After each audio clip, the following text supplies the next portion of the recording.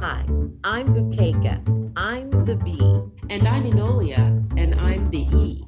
Together, we are Be Empowered. The universe is calling, calling, calling. The universe is calling me to be. It's calling me to listen more, talk less, and hold the light. The universe is calling me to be. We believe that deep in our souls, we hold conversations, but for whatever reasons, we do not always take the opportunity to speak from our hearts. We want you to imagine that you're sitting right here with us now, sipping a cup of tea or coffee at our dining room table, and we're having that conversation. You know, the one that encourages, inspires, and motivates you to the infinite possibilities that your life has to offer. Let us help you to expand your imagination, to create your beautiful dream into reality. It starts right here and right now, because the universe is calling you to be. The universe is calling me to be. The universe is calling, calling. The universe is calling me to be. It's calling me, calling Welcome me. to another special episode of Be Empowered.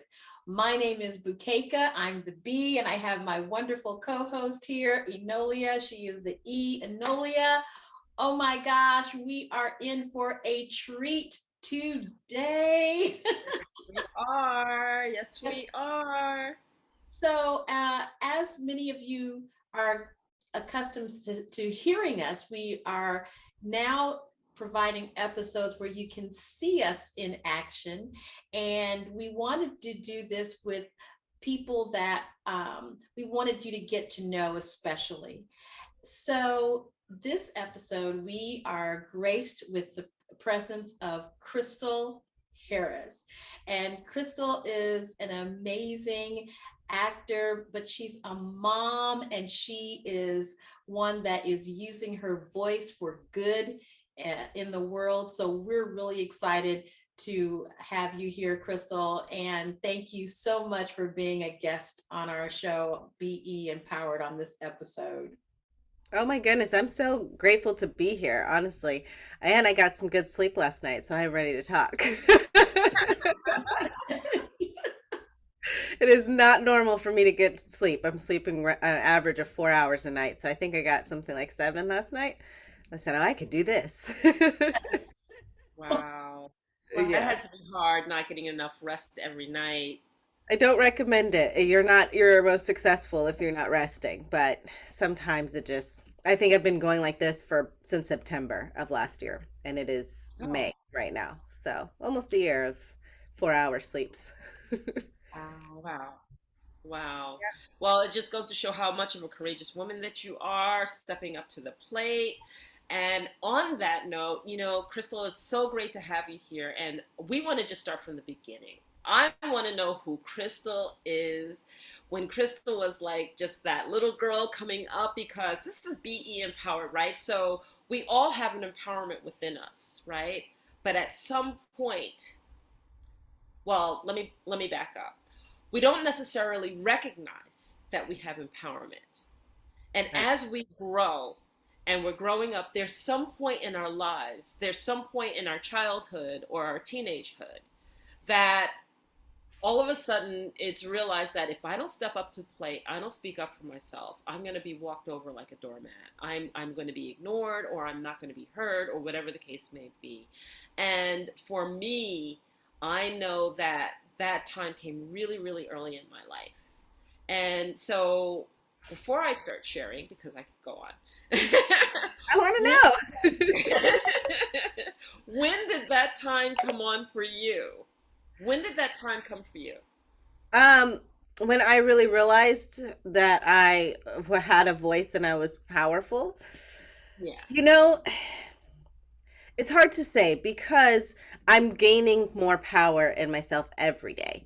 And learning to speak up for myself is a evolving trait that has just somehow over my last 10 years really started to show up. But who I have been and what I'm about has been with me since I was about 2 years old.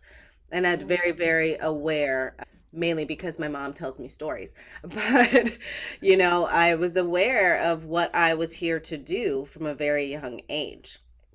And there's home movies to prove it. So I grew up in Northern California, small town called North San Juan. And in this town, it's like we were the only black family. And we had 18 acres of property. We had a chicken farm on there. And I was just a real country girl. I never liked to wear shoes. I was very connected to the earth. Only time I wore shoes when I went to school.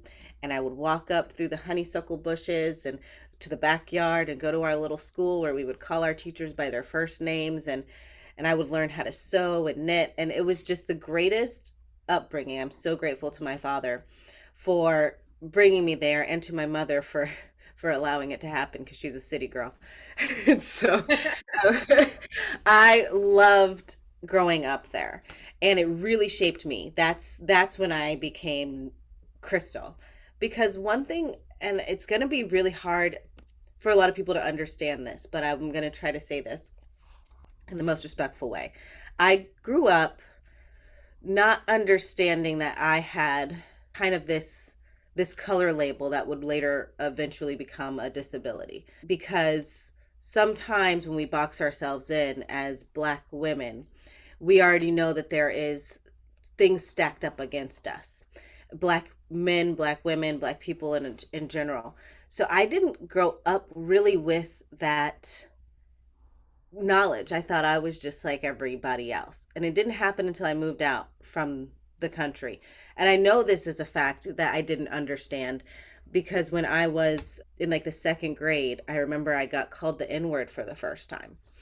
And it was me in line with this lady, with this little girl, and I got the last chocolate milk and in the lunch line. And then she was just like, "You're an N word with big feet." And she was so upset about the chocolate milk. And so I went home crying to my mom and I was like, Mom, is it true? Do I really have big feet? And so I didn't know what that word meant. I didn't care about that word. That wasn't an insult to me. And then my mom was like, "Oh, she's from Chicago, South Side." So she was like, we gotta educate a little bit. And it was then I was like, "Oh, so this is like a problem?" I didn't know that because I just grew up like any other white kid, to be honest. I just was very, very privileged, I guess. And that opened my mind to the possibilities that are limitless, which is how I want us to always feel. We shouldn't have to feel like we have these things that are there in the truth. It is set up against us, but if we kind of in our formative years didn't have that limit, then our minds are shaped to do whatever we want to do in life. And that's kind of also how I want my daughter to feel too. It's like you can really do anything you set your mind to, and don't adopt other people's problems with you just based on your skin color. We're not going to adopt that. You are powerful and you can do whatever. And so that's how I came out. And when I left that area and I moved further in, I realized that it was something that even when I went to another school, now the black kids didn't want to accept me. And so I said, "Oh, we're just playing games here. We're really just throwing these things on to suit however, whatever upbringing we might have had. We're not telling the truth about the soul of the person. We're just trying to categorize it. So I'll play along." And so from then on, I was like, I can understand just kind of this game that was being played with skin color. Man, that is so powerful. For one thing, it brought me back to when I was growing up and I had that experience. Now, when I had that experience, it was 1967 or 8. And I was acutely aware of what was going on because both my parents were actively involved in civil rights. So my mother would tell me that I could say freedom now before I could say anything else. And we would be in marches and I was holding up my fist and all that good stuff. So I was very aware that there was something going on, even though obviously I couldn't articulate it as a 3 or 4 or 5 year old. It did come early on that I knew that there was something going on. That story that you told about being uh, in an environment where there is an element of privilege, and then having someone say that to you is a kind of a jarring moment, because you're living in this reality of all is well, I love myself, my parents love me, everything is working out for my good, and then someone says that to you. I remember how that translated to my son, as you were talking about how does that impact raising your own children. So my son, I remember the day he came to me, he was in tears. He said, Mom, why do all the Black kids tell me that I talk white?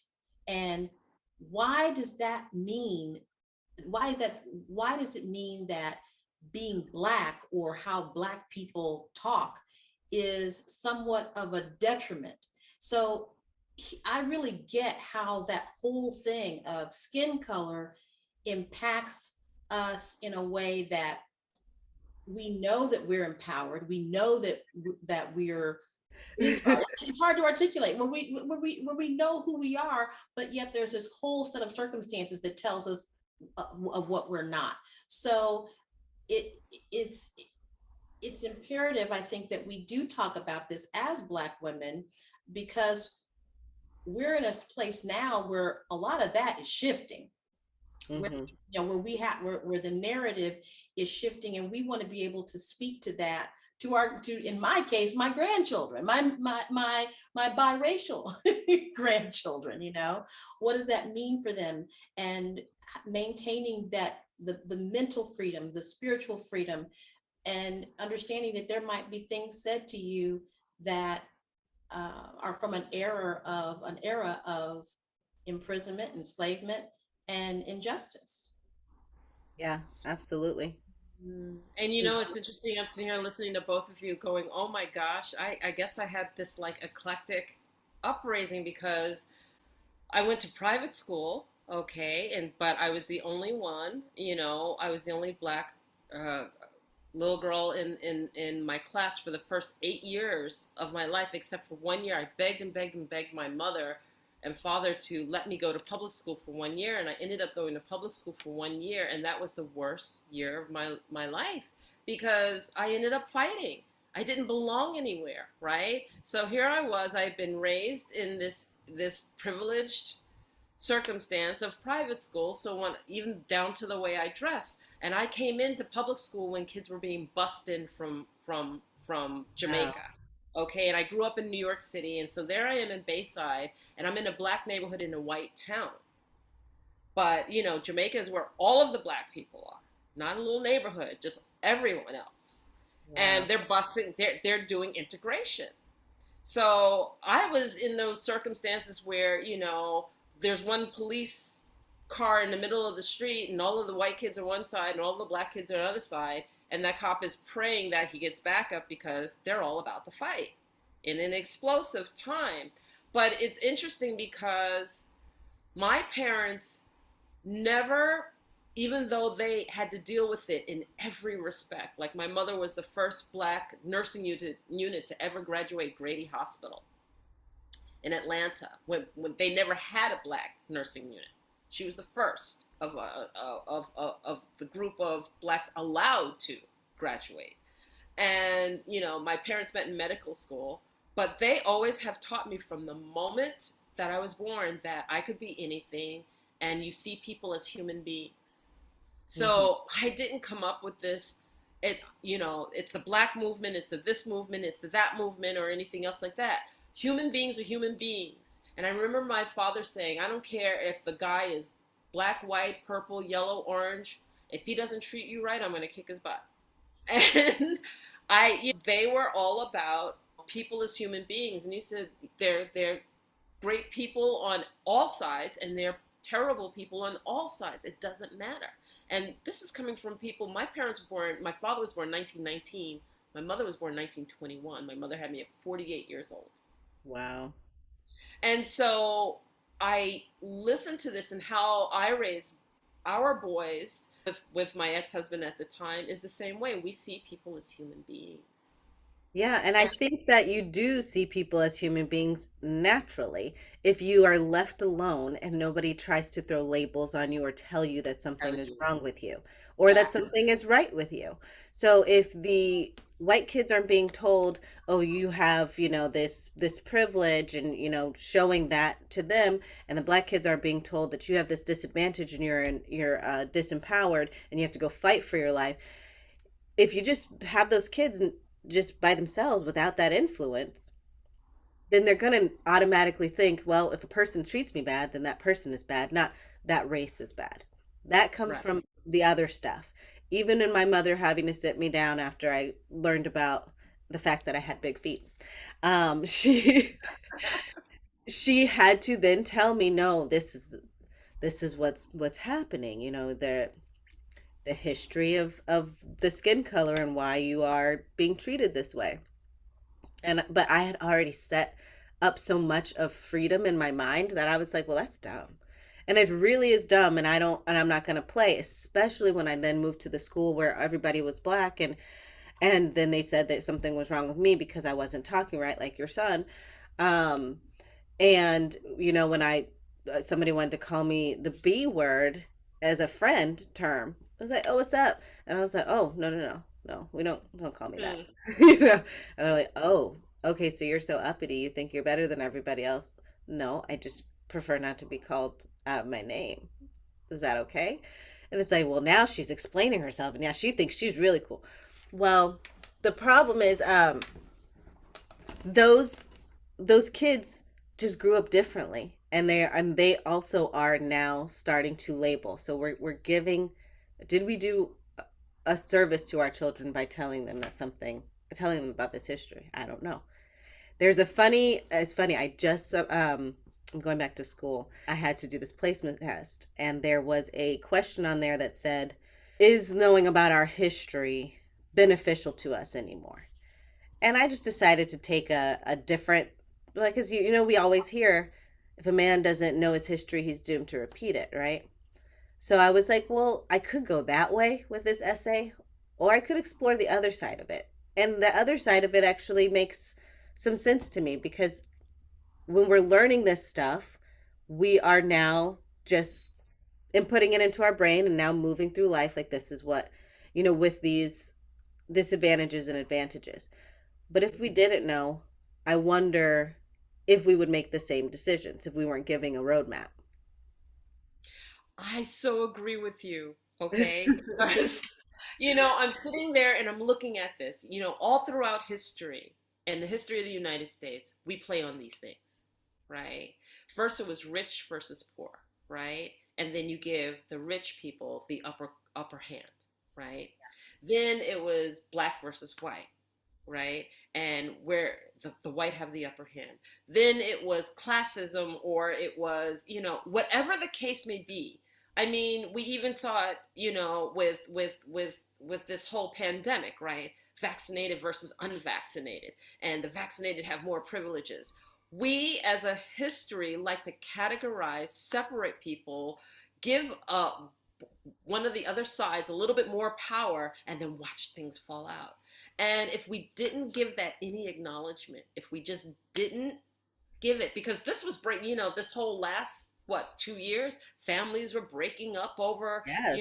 Who's this and who's that, and you don't believe in what I believe in, and blah, blah, blah, blah, blah. And we let Big Brother, I'll just name it that way, Big Brother, get in our families, get between our love of one another. And yeah. Go ahead. It is a time-tested technique.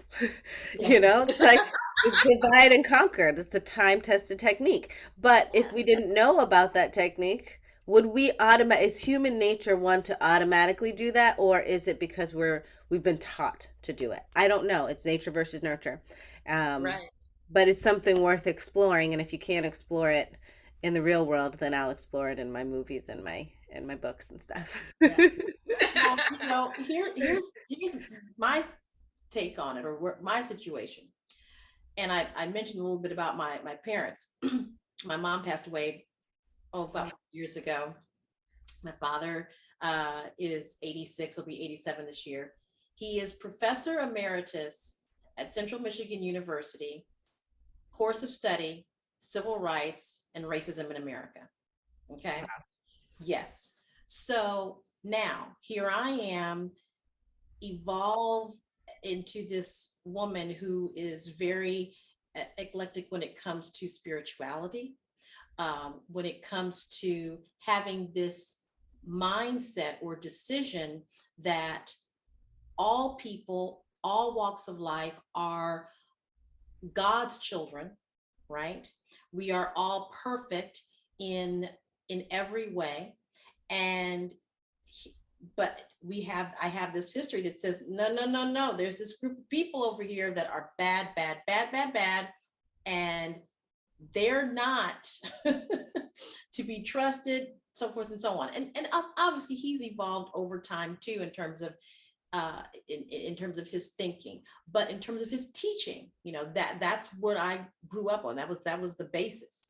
And so I remember times in my adult life as I was having these experiences of spirituality and acceptance of all and so forth, where I felt like, what's my dad going to say about that? What's my father going to say about that? But what I have found is in this time in his life, he listens to some of the things that I do on podcast and the things that I write, and he's right there with me. So I think there's that element as you come to that part in your life where you are able to see all people, where you are able to know that that is not the full story, that you do begin to embrace the fact that we are really all one. We all come from that same source. And the idea of separating is not as productive, or obviously not as harmonious as knowing that we are all one. Yeah, I agree with that. Wow. Ah, such a topic to start us off, huh? Well, when you think about that, though, this is what shapes the strength within us, Hmm. right? Because it's standing in your authenticity to say, okay, I see this and I see that, and maybe I don't agree with any of it. Why, Yeah. why do I have to pick a side? Why do I have to, you know, feel comfortable only by fitting in when those may not be what reflects my sentiments? And that's why I asked the question, when did you feel empowered to be able to really stand in your own authenticity of not having to pick a side, but choosing you? And Yeah, so I maybe mean, let's put mhm. that out. Yeah, it's because when I grew up that way, I knew who I was. I got a chance to know Krystal. And that was I knew it. I knew her. So anybody who tried to say something else, I was like, well, that's not right. That's not me. Um, and so it was just vital to have that moment in my life to where I could understand it. And then I could walk through life and just kind of understand other people a little bit more because I could see the influences that made them act certain ways. And so for me, it also developed this empathy in me because I could see it's not your fault you didn't get a chance to know you. And you're a beautiful person, but you don't believe it yet.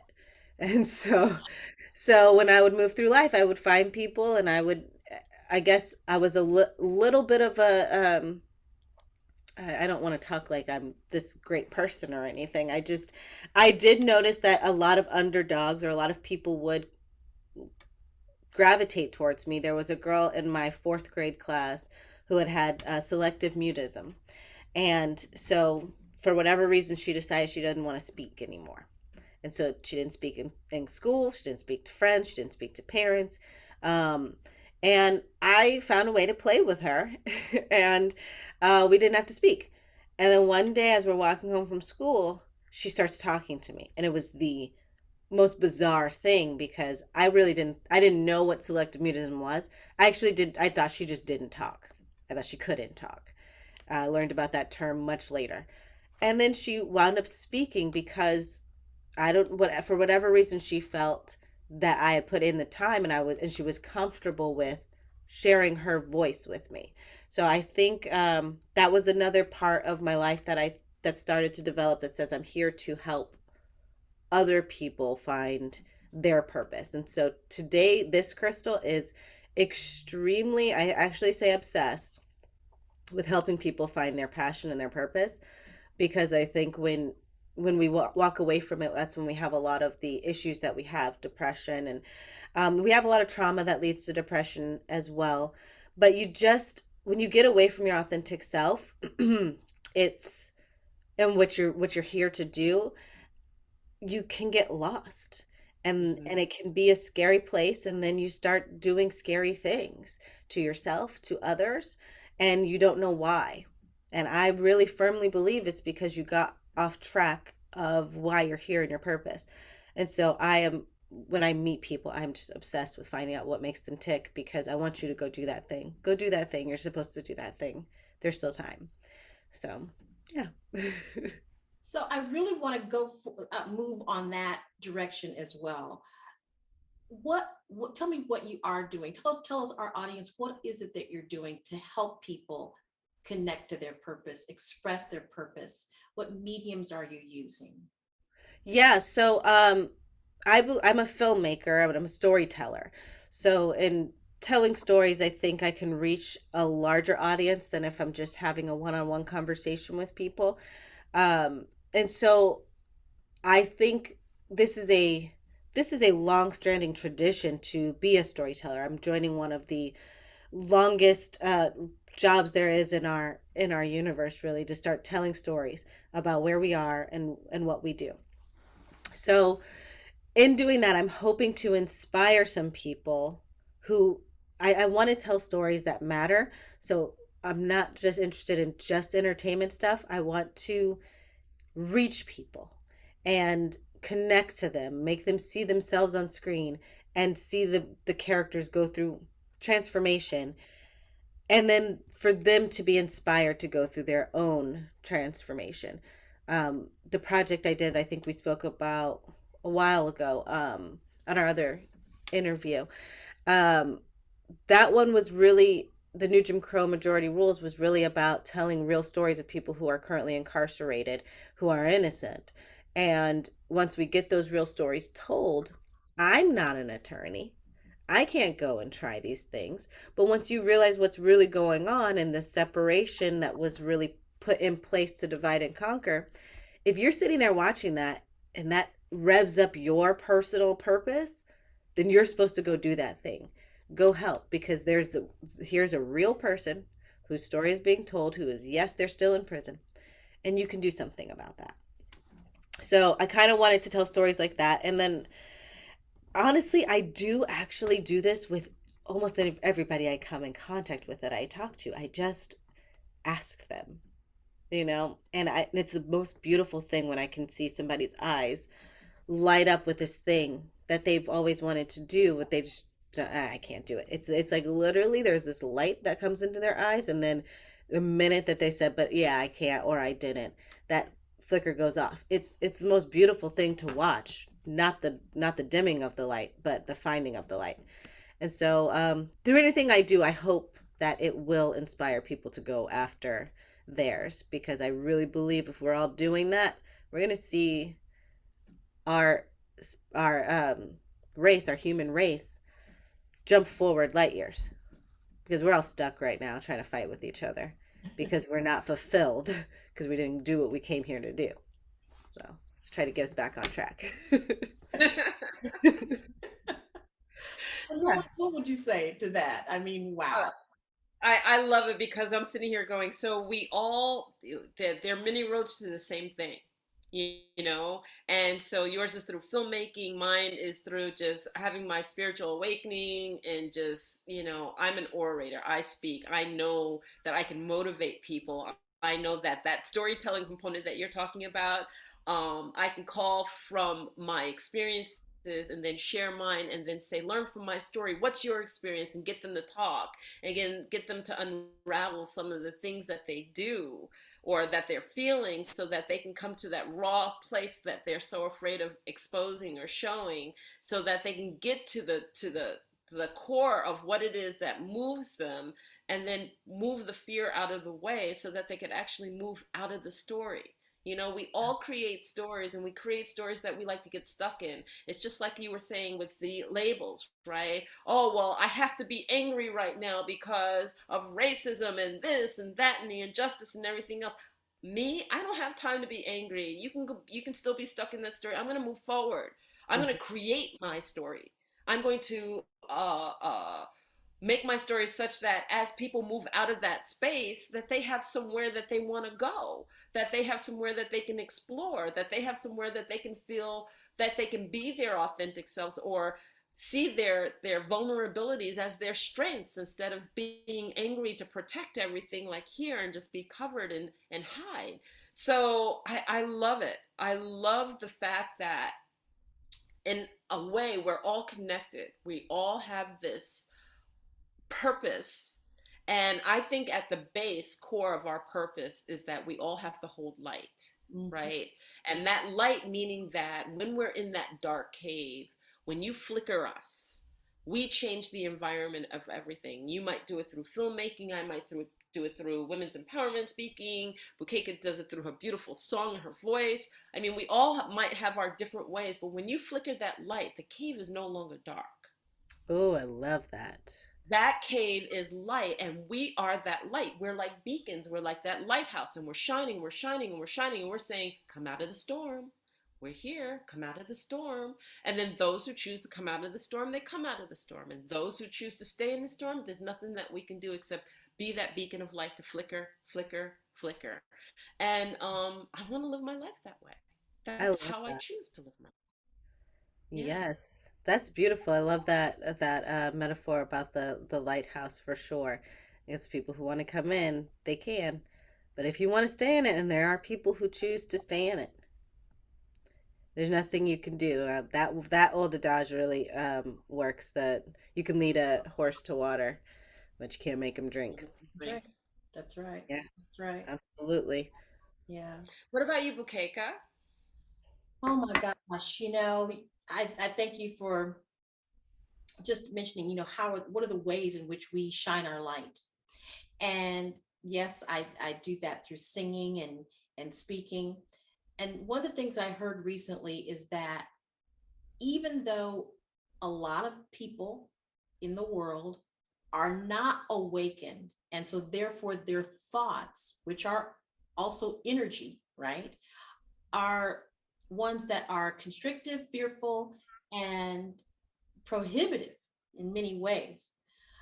But and there are a lot of people that are in that space. But for those of us who are not in that space, where we are holding the light, when we can look around at everything. I was sharing with some friends about how I love being in that space where I can just look at my sofa or look at my wall or look at my hands and look at my eyes and just appreciate and love to the maximum degree how amazing that feeling is.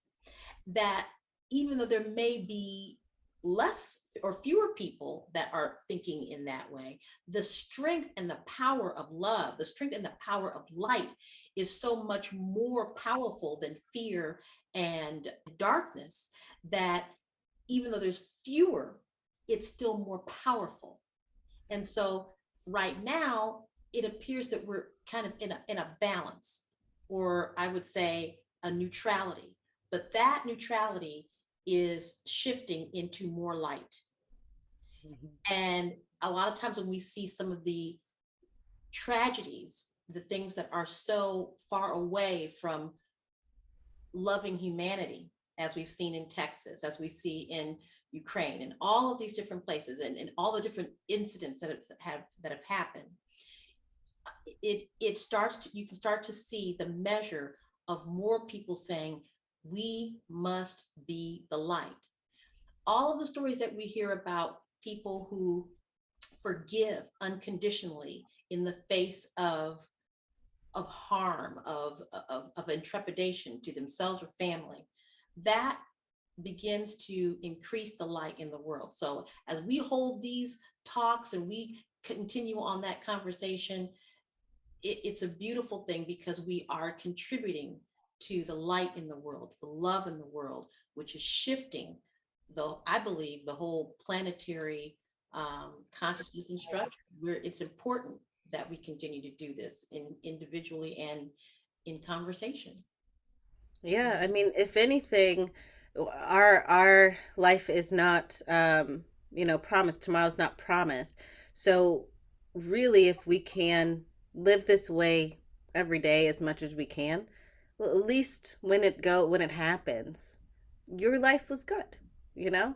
You know, you didn't spend the time stuck in the storm. You've tried to figure out a way to get out every day, and you just remained grateful for that life. And honestly, I think when everybody is gonna pass away at some point, so I'd rather make my days count, I guess.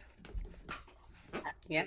Yeah, absolutely, absolutely. I'm sitting here thinking too, you know, every one of us has a gift. And along the lines of growing up and everything, there's a moment when you just really like, I got to use my gift. I can't do this anymore. I can't hide behind anything anymore. When did that kind come for you, Krystal? For me, my gift was oration, right? I love to speak. I love to speak. But, you know, here I am in a corporate job, right? And when I sat at the table with business meetings and everything else, right? And I'm in the typical all male scenario, they would shut me down.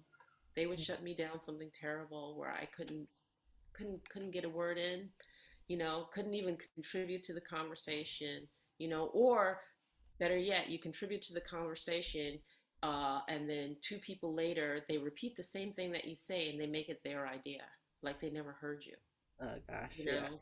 Oh my gosh. And I had to find my voice. I had to find that gift within me. And the more that I pushed, then I was like, oh, I was the bully, you know, I was trying to go head to head with people. I was too confrontational. I was too aggressive in meetings because I'm trying to, where's my space to stand on so that I could have my voice heard. And do you know when that voice came? When I met my first indigenous grandmother and I started studying with the Ojibwe Nation, grandmother Isabel Mawasaki, and she showed me compassionate leadership. She showed me a way that it wasn't about interjecting and pushing my energy into anything, but it was about being so present that when I spoke, you couldn't help but to just listen because I just waited my time. And when my time came, my time was so powerful at that moment that it made everybody turn around. That's how I saw her speak. I got it. And I was laughing when you were saying that you were this little girl running around barefoot because it was my connection with nature that shifted it. It was my connection with being at peace with myself and trusting myself and saying, okay, I can wait, and not feeling like I had to prove myself to anybody. And it was that time when it's like, okay, I'm going to speak, and when I speak, they'll hear me. And it was like spirit speaking through me versus me, Enolia, trying to force my way in. So we all have that precipice. We all have that moment, and it shifted because from learning with grandmother Isabel on, never, always heard, always seen, and not forceful. And people would say, "Ooh, something happened. What happened with you?" And I wouldn't say a word. So, what are you talking about? Everything's the same. But I knew it wasn't. And it Yeah. was about being in the land. It was about embracing different way and seeing life in a different view. I started seeing life in 360 degrees instead of 1 degree. Psh. Yeah, that's powerful. Wow. I don't have like a moment, I don't think. I mean, I have to think on it. What I will say is I have an old video of me when I was 2 or 3, where my dad had just pulled out this new camcorder that he got. And he was moving it around the house, trying to check all the functions of it. And then I was trying to be on camera. And I was like, Dad, no, we're going to move it to the left. Down, Dad, right here. Okay, stay right there. That's how. All right. No, Dad, don't move it. It's right there. Okay, good. Hello, ladies and gentlemen. Name's Krystal, and I'm going to be doing a song for you today. And I was directing at 2, 3 years old. And I was like, so I always was meant to do something with the screen. And so that's been with me for my whole iteration of life. I was just telling somebody yesterday, I just don't see myself, not in this version of life, not in this carnation, will I be doing anything other than storytelling. This is what I'm supposed to do this time. But I will say that what really shifted things for me was when I gave over completely to trusting in my intuition and my spiritual guidance. I'm a Pisces, so we're all very much connected. Yes, very connected to our intuition. And I remember one lady at one point, I accompanied a friend on a reading, and she liked to do one for her birthday every year. And I said, oh, I've never done that. The Bible told me not to do that. Don't consult with these people. My mom would be mad at me, but I'm gonna do it. Okay, so we go and we did. And she told me, she's like, you need to trust, like really trust your intuition. And she said this one specifically: if you feel like there is a door that you're not supposed to go through, do not go through it. It could be dangerous for you. Just listen. And I was like, oh yeah, you read about Pisces, you already know this stuff. But I did have some very serious encounters where that intuition saved my life. Saved my life. There was an incident where I was going to have a meeting, and every moment that I got closer to this meeting in this location up in Mulholland in Los Angeles, there was this overwhelming sense of dread. Like my body was telling me, no, don't go through that door. Don't go through that door. Sweating, getting just uncomfortable. And I'm like, this is just a meeting. Why am I getting to feel this way? And then as soon as I got to the gate to pull in, it was like almost panic attack. And I said, okay, you know what? I'm going to turn around. I'm just not going to do this. I'm going to turn around. I don't know why. I'm probably going to feel very unprofessional, but I'm just not going in that door. And I turned around immediately. This sense of calm started washing over me. So that was the biggest moment where I said, oh, intuition is for real. That person turned out to be not who they said they were, in terms of this industry stuff. And may have been involved in some disappearances of women in the Mulholland area. So very much saved my life because it was just this like strong sense. And after that, I said, maybe I should listen to this little spirit voice. And I started listening to it a lot more, including my big crazy move to Atlanta from Los Angeles. Everybody knows that if you want to be in the industry, you got to be in LA. And I'd been there for years, and I've made all my relationships. Why in the world would I move to another market? That is not, like, people move from that market after they've worked enough to go into the market I'm currently in. But it was strong. It said, you need to go, you need to go, you need to go.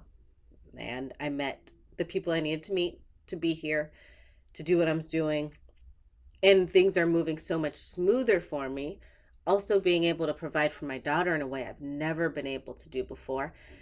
You guys probably don't know this about me, but in 2019, I was on welfare, and I was a single mom, and I couldn't afford, we weren't even making ends meet there. And we were staying in a 1-bedroom apartment, just me and my daughter, and we weren't being able to even afford that. And within like months of me moving to Georgia, I was able to get into a house that's 5 bedrooms and I can afford it, and I can send my daughter to private school all of a sudden, and I can open a business and I don't have to work for anybody else anymore. We're 3 years later, and how? Because the intuition told me, leave. There's something there for you. And so I listened. And what my company is called, it's Krystal Muse Incorporated, and I mean that seriously.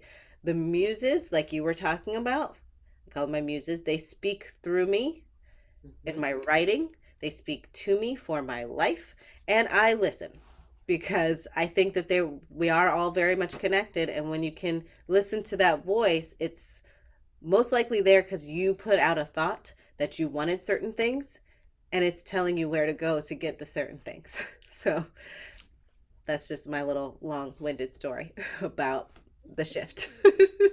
Ugh,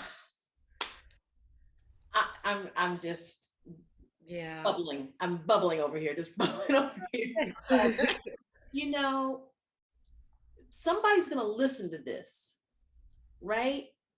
Somebody's going to listen to this and see this, and they're going to make a decision. They're going to have a different, or they're going to make a different decision of what they thought they were going to do 2 minutes, 3 minutes, 5 minutes, an hour beforehand. And what I love about this is that right now, in my response of what I'm speaking to right now, is the immense synergy that is happening right now. I am in love with this moment right now, because it's so wonderful that we can share these stories and somebody's going to be impacted by these stories, and it's going to change their life. And that's why the three of us are right here right now. We all have our backgrounds, we have our stories of economics and family and things of that nature. But it's that story, like Krystal, that you're talking about, being that storyteller, is just a lot of it is our story, our personal story, that is going to that is impacting the world. And I really appreciate you going down that road of intuition, because so many of us, particularly women, don't even trust our own intuition.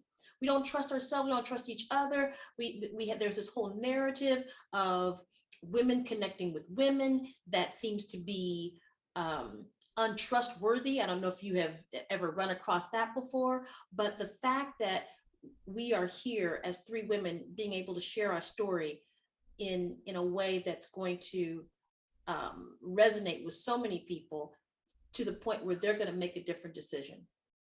They're going to choose something, a better choice, because they listened to this.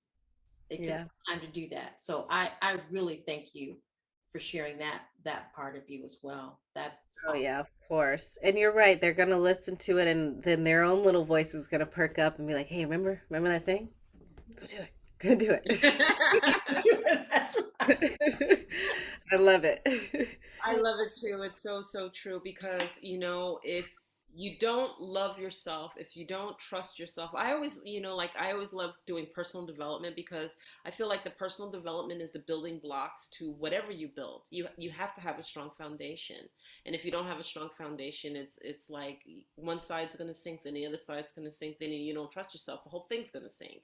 And you're going to go, well, why is my life so rocky? Why is my life all of this, that, and the other? And it's because you're repeating the same pattern of not trusting yourself, not doing what everybody else says, and doing what everyone perceives and doing what everyone judges, but you don't trust yourself enough to say, no, that's not me. That's not who I am. That's not what I do. Or you're working from a source of desperation so deeply that you feel like, well, I'm not going to get anything better. I better do this. No one's going to love me more, so I better love this. You Yeah. know, that's not the place to be. And I think that's the wake up call. The wake up call is, align. If you can trust yourself, then you're trusting God. If Yeah. you can trust that inner voice within yourself, because we are the universe, we are that source. Source works through us. We are that power, Yeah. each one of us. And it comes through us, and we don't want to acknowledge it. That's why I always share with people, if you don't go to your soul's calling, your soul always wants to outgrow your ego. That's why you're uncomfortable. That's why we evolve. That's what evolution is. Ego says, I'm comfortable right here in this little bubble. And soul goes, I want to go over there in this outside of your bubble. Can you do it? And then Yeah. we're like, maybe, no, I can't, money, this, that. We use every excuse in the book. But the bottom line says, soul says, I want to go over there. Please get there. And some of us, we dare to step into our power and we go, okay, I'm walking over there. I don't know how I'm going to do this. I don't know how I'm going to do that. Blah, blah, blah, blah, blah. It all aligns because that's where we're supposed to be. Yes. And I want And to make a note on that, what you just said, because there is a lot of doubt. And when you're talking to people about doing these crazy things, I don't want it to make it seem like it's just easy to do it and it's positive, and if you just think love and light, you're going to get there. No, it's hard. It's there's a that other voice of doubt is going to be screaming just as loud, and it's going to tell you every time a little thing that went a little south, you're going to see, why are you doing this? I told you you couldn't do this. You can't do this. And it's important to for people to understand that that's going to happen. You're going to have these doubtful moments. But and you when you want to walk in this path, it's not just being positive all the time, but instead recognizing when certain thoughts are not serving the purpose. yes. So when and you can have them, but just say, "Oh, I can. You're not here for good.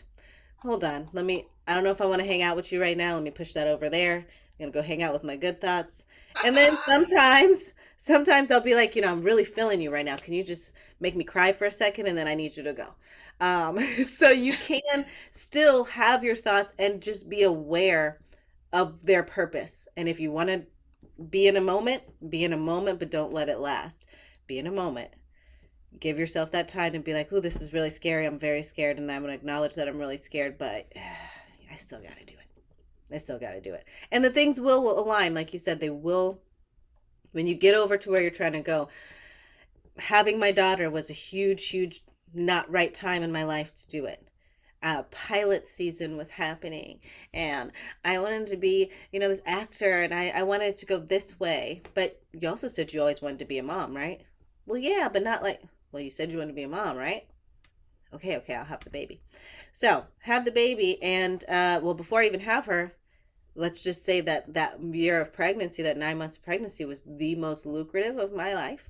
I worked more on camera than I had ever worked before, like, and got bigger roles than I was pregnant. Okay. So all that doubt was just telling me, oh yeah, don't you can't do it. You can't do it, not right now. But I said, yes, okay. Yeah, I can do it. And then all aligned. You can't move to Atlanta. This is crazy. Friends literally like, she'll be back. No, I'm over here and I'm good. Everything will come through. So you can have the doubts. I want everybody who's watching to know. Don't think that you're not going to have doubts. Don't think that you're not going to not believe in yourself at times, but use it as a tool to strengthen your understanding of those thoughts and where they're coming from. Just recognize it. Do you want it right now? No. I'll hit you later. I want to go with this guy. Just start recognizing it. It's a practice. That's all. Wow. Well, this is what I'd love to do at this time. Mhm. First of all, I know that as a businesswoman, we certainly wanted this platform to be a time for you to, like we said, let your hair down, drink your coffee, have a chat, and at the same time, if there are things that you want the audience to know about you, how they can connect with the work that you're doing. I want you to have the opportunity to do that as well. But the other thing is, what came to me is that each one of us, we have a saying or something that we kind of land on that we want people to hear or to know. And so before we close, I'd like for each one of us to say what that is. And because you're our guest today, Krystal, I wanted you to be able to have that last word on that. So Okay. tell us a little bit about what you want people to know about you as a businesswoman. What would you like our audience to hear? Yes. Well, I am like I said, a storyteller, and I just put out two books. One is it's a children's book for that's basically on the law of attraction, because I think teaching children how to utilize this now is going to be more when they're still in that limitless possibility land. Let them learn how to use it now before we start getting into all of our grown up, we don't believe in magic, we're doubtful about everything, and now we have to retrain ourselves. So if it is a fiction story that's very fun, and then there's a workbook for parents who are more interested in kids really delving into the themes present in the book. And so it's called Magellan the Magical, or How Dreams Become Real. That's the story. And then the book is called The Dream Journal, a Manifestation Guide for Kids. So both of those came out this month, and they are available Barnes & Noble, Amazon, from my website, crystalmuseinc.com. And then we're going to be doing a lot more projects. We're gearing up for a couple of short films, and then a feature next year. So I'm getting it off the ground. I'm very, very excited because it's we're expanding now. So I'm happy about that. The thing I want people to kind of know, I don't know, there's always been this saying that's always resonated with me, and it's not my own, but it was don't put a question mark where God has put a period. It's actually a Joel Osteen quote, but when that one hit me, it was basically, if something feels closed, let it close. Stop trying to bang on a closed door. There is another one. Look, there's an open door right there. It's go through the next one, because it's closed for a reason. And so that one kind of carries me through. If it feels like it carries me through for my auditions of things I don't book, anything that doesn't relationships that end that you really thought they were going to go. I have no questions. That ended. Okay. No question marks. Let's move on. So, yeah. Awesome. Awesome. Uh, Do you want to go next? Oh, me. Okay. I'm sitting here thinking, ooh, ooh, ooh, ooh, ooh. So, everything that you need is already within yourself. Stop looking outside of yourself for the answers. If you can't find the answer, sit still. Go within. Ask within yourself. God speaks to us through our intuition, through our understanding, through that little voice in our heads. And honor what your heart and your soul says. Stop looking outside of yourself. Because when you listen to other people's judgments, and you listen to other people's perceptions, and you listen to all of this stuff, what you're doing is fulfilling their view, not yours. What is yours in lieu of theirs? Trust yourself. Answers are within. Sit still long enough to hear them. So I would say that. I love it. I need to come see you speak, because it is soothing. It is powerful. Oh, I love it. That can happen. Yes. My place where I stand is worthiness. I believe that when you know you are worthy, that it is not based on what you know how to do. It's not based on how much you have. That your worth is inherent. It is a God-given gift, that you know that you are here for a reason, a purpose, and that it is valuable. So I always let people know and encourage people to know your worth, know your value, trust yourself, to know that you have an immense gift within you to share with the world. And it is meant to be shared. It is meant to be expressed. It is meant to be a gift to others as well. That gift you have is a gift to others as well. So know your worth. Know your worth. So. Amen. All of those are wow. I love it, you guys. Thank you for sharing so much of this. This was so fun, and I really appreciate having the space to be my more spiritual self here. And so I appreciate that. I did forget to say, if anybody is on the gram, you can find me at Krystal M. Harris, and Krystal is spelled with a K.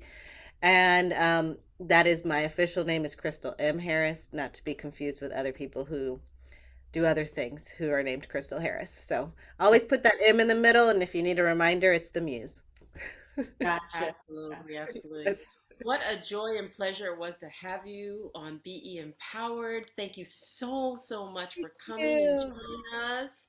And thank you for showing us and showing the people out there that, you know what? We are all extraordinary. Yes. We are all extraordinary. And it is through our acknowledgement of ourselves and just acknowledgement of our gifts and daring to step in our authenticity that we get to engage and embody and show that we are extraordinary. So thank you for being extraordinary and thank you for joining us. Thank you guys, and thank you for being extraordinary as well. I feel empowered. All right. Everyone. Well, thank you so much for watching and listening. We do appreciate all of you so much. We know that you have enjoyed this episode of Be Empowered. Have a wonderful day, and we'll see you next time. Bye for now. Bye. We hope you enjoyed the show. We look forward to bringing you more shows in the future.